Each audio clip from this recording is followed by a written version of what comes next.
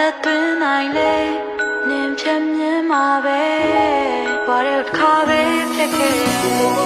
တတိယရဲ့စိတ်ဟာ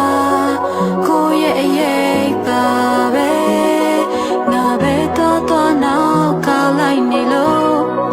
အမောင်လေးမှာပဲနေငါတယောက်တည်းပါပဲလေချိန်စားတွေတင်းလို့လာငါအိမ်မရညများ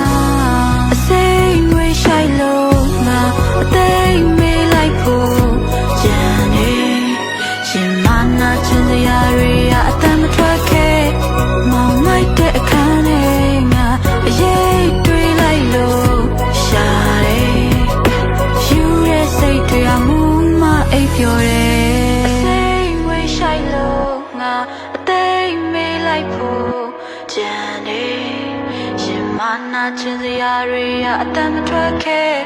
မောင်မိုက်တဲ့အခန်းနဲ့ငါအရေးတွေးလိုက်လို့ရှာတယ်ယူတဲ့စိတ်တွေအမှုမအိပ်ပျော်တယ်